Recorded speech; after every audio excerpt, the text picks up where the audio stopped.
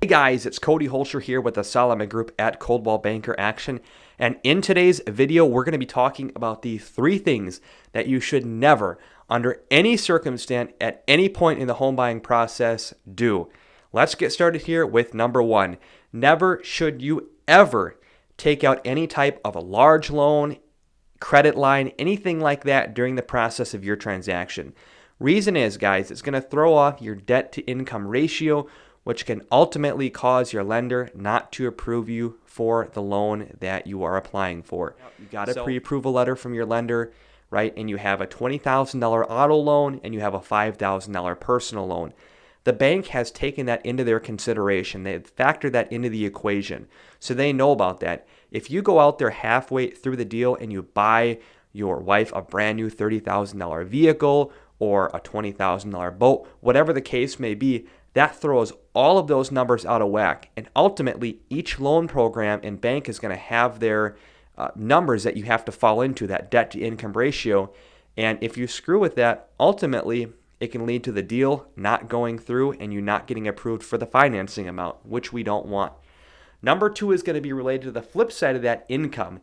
Never, ever, ever, under any circumstance, quit your job during the course of the transaction. Guys, I get it. Not everybody likes their jobs. You might be working at a place you absolutely can't stand. Maybe, you're a couple weeks out from closing. You just want to throw in the towel and tell your manager to pound sand. Not a good idea when you're buying a house. Tough it out for a couple weeks. Wait until after the transaction. Because again, right, you have that debt to income ratio.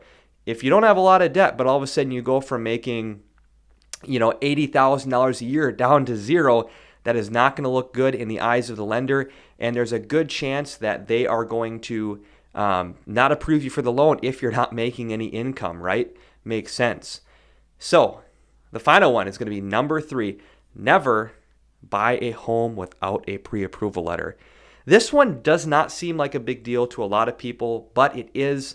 So in my experience, in the experience of other people on our team and other realtors in the area, the problem with trying to buy a home without a pre-approval letter is you truly don't know if you're approved for the amount you're buying the home for.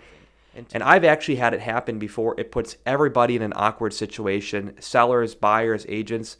Had a buyer one time put in an offer. They swore that they could get pre-approved for the amount they were purchasing the home for. We ended up getting the accepted offer. And unfortunately, that buyer did not get qualified from their bank for the amount that they were purchasing the home, and they ultimately had to back out of the transaction. And again, on top of them feeling bad and putting them in a bad spot, it put the sellers in a bad spot. They had a timeline, and it put us as the agents in a bad spot. So definitely get a pre-approval letter. It's going to tell you how much you can afford. It's going to factor in all of your debt, and it's going to qualify you. And on top of that, when we go and submit your offer too, it lets the sellers and the listing agent know that you are a qualified buyer and you can afford the home that you are putting in an offer for. So that's going to be the 3 things that you should never do when purchasing a home. Guys, as always, if you have any questions, please feel free to reach out to us. We'd be happy to talk real estate with you, and we'll catch you in the next video.